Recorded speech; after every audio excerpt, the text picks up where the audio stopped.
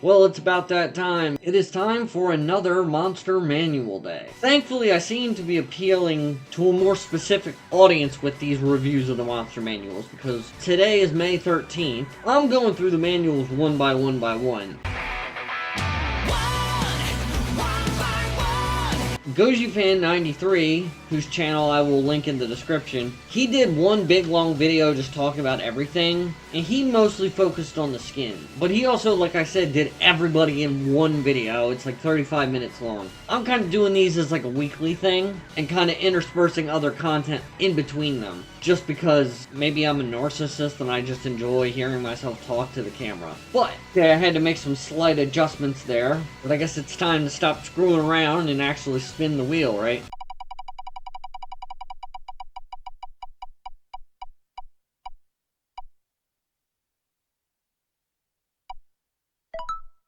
That was a nail biter. It was between King Ghidorah and Destoroyah. I'll be honest, I was kind of a little disappointed. I was kind of hoping I'd be talking about Destoroyah, because I recently recorded the Mecha King Ghidorah video, and I feel like this one's a little close to that, but you know what? We're not going to argue with the almighty wheel. Alright, King Ghidorah. King Ghidorah versus... Okay, so from what I remember, because I did go over this in brief before I started recording these manuals on the regular, I think they're focusing more on the Showa iteration of King Ghidorah, and his subtitle here is Monster Zero, so I'm not exactly surprised, and the bio is focusing more on the Showa aspects from what I've read so far. Yeah, he was recently brought forth by the Vortak. I mean, I guess, you know, technically that was the Heisei iteration of King Ghidorah. I know he acted like the Showa version, but I mean... Okay, time for the important part. The moveset. He hits like 3 freight trains, that's pretty great. Okay, seems like his intro is probably going to take a little bit more inspiration from the Showa era, which, I mean, the PS3, PS4 game had the intro kind of like that anyway.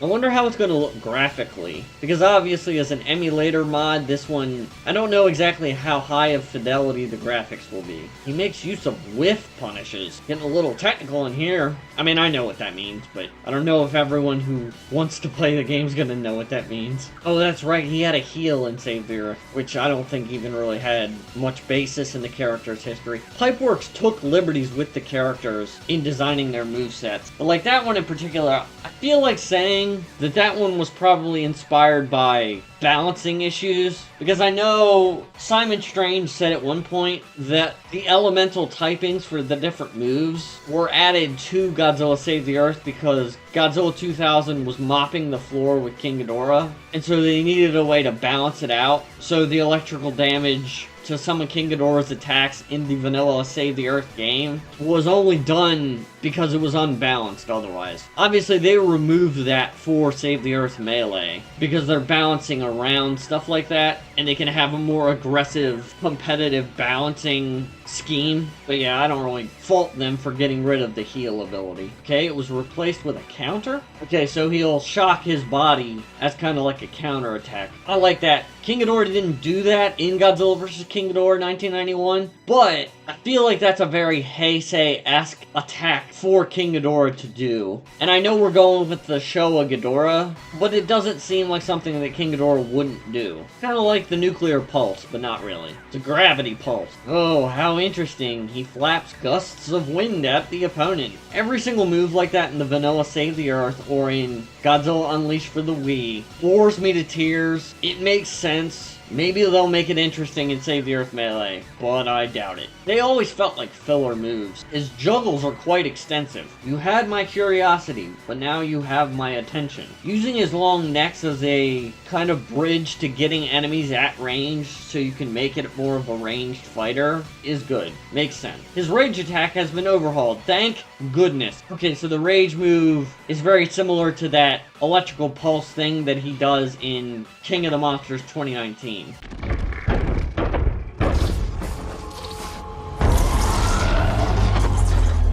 That makes sense. And I don't remember the skins, but if I recall correctly, I think 2019 King Ghidorah is a skin for him. So that only makes sense. His counterpart, Mecha King Ghidorah, was reviewed in a previous Monster Manual video. Yeah, Mecha King Ghidorah does what all clones should do and take a character's basic toolkit and use it to a different end. It kind of showed the differences between them and why they both coexist. So King Ghidorah is more of the ground game, Mecha King Ghidorah is, as described in that manual, more of an aerial bomber type. His gravity beams are deadly, especially when fired in the air, as they now shoot sporadically. I'd need to see that in gameplay to know what that means. Okay, 64, that's the base skin now. They say, gotta admit, 1991 King Ghidorah, I know it's not the original, but to me, that was my first exposure to King Ghidorah, so to me, that is his base skin. 2019. One thing this does make me wonder about, though, and it somewhat relates to the fact that Kiryu has the 2020 Mechagodzilla skin, is that I believe the MonsterVerse iterations of those monsters are different in size when compared to their corresponding Godzilla iterations. Feel free to correct me in the comments on that, but it's just a thought that's been in my head. I'm just curious how the size comparisons are between the MonsterVerse iterations and the MonsterVerse Godzilla. One of the only, and I do mean only, things worth a damn in Rebirth of Mothra 3 was the Grand King Ghidorah design. I don't think that's red, white, and blue Showa Ghidorah. I believe that's red, yellow, and blue, but maybe I'm wrong and maybe I'm just colorblind.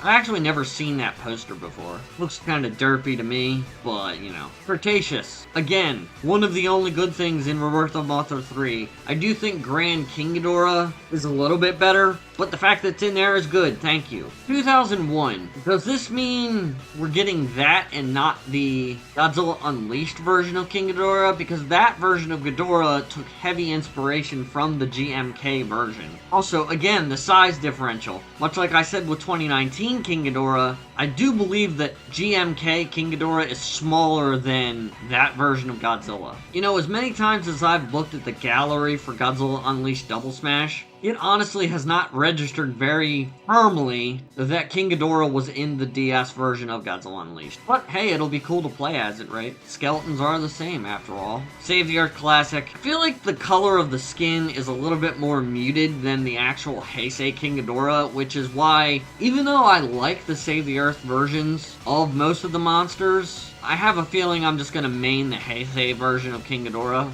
if I choose to play as King Ghidorah. Destroy All Monsters Melee Classic. Why is that one an upgrade from the Save the Earth version? It's like Goji Rex stated in the Goji Fan 93 interview. Feels like a lot of stuff was changed between Destroy All Monsters Melee and Save the Earth Vanilla, really just for the sake of changing it at all. Alright, this is an impromptu roulette wheel discussion of a monster manual, so let's put the automatic silence remover to work, and I'm gonna look into other skins to see what they could add and to see if I can think of any. Much like with Heisei Godzilla, it seems like they've really covered most of their bases. Hell, they've done that for all the versions of Godzilla in the game. Okay, I'm just gonna put this picture of Showa Ghidorah. It's fan art, I don't know who made it, but in looking through my pictures, I remembered one or two skins that could maybe fill up those last two spots. Alright, before I start blabbing, remember kids, when in doubt, always consult Wikizilla. I'm not gonna put this one in there, but I feel like as a child, I always thought that the Godzilla vs. Gigan design for King Ghidorah was of a slightly different color, but I guess that's not the case. Okay, so there's two choices for other skins that I could think of. First, and I feel like this one's pretty much a given, is Shin King Ghidorah. Shin Ghidorah? There was a ride with Shin Godzilla vs. Evangelion, you know, for all those Evangelion diehards that I am told exist. And they start fighting against Shin Godzilla, and then it transitions into a fight between Shin Godzilla and the Evas against Shin Ghidorah. It's got a little bit of a strange design, and I often see it debated on Twitter as to whether it's good or not, but I like it. It's basically really not a unique take on Ghidorah. It's mostly just if you took the stuff that makes Shin Godzilla unique and put it on King Ghidorah. But I think it's worth including, especially if they decide to put Shin Godzilla in as a separate character from the other incarnations of Godzilla, which I imagine is going to happen. As I've no doubt said in this video at least once already, today's May 13th for me. You're seeing this in the future. So they could always announce Shin Godzilla before this video comes out, but I think if they add Shin Godzilla, they're probably going to do this skin. Hell, I wouldn't even be surprised if this skin was in a Shin Godzilla reveal trailer, because they're not going to do a separate character for Shin Ghidorah. But that is the Shin Godzilla's only known adversary aside from the EVA units. Now, the art I'm going to put up for this one is fan art, because this was not how King Ghidorah was portrayed in the movie that it's based on. But if you were going to make it playable in any form, I feel like this is the only way you could do it. So, full credit to Lincoln Lover 1865 for making this artwork. Anyone who's watched this channel for any length of time knows that I absolutely loathe all existing incarnations of Godzilla and his attendant rogues gallery from all the different anime, especially the anime trilogy. When your prequel is better than your actual plot, you know something's wrong. One of the things that I will never forgive the anime for is ruining the absolutely astonishing and interesting concept of King Ghidorah as like an eldritch abomination monster that like transcends dimensional lines. And the way you ruin such a concept is by turning him into flying spaghetti noodles and turning the fight with Godzilla into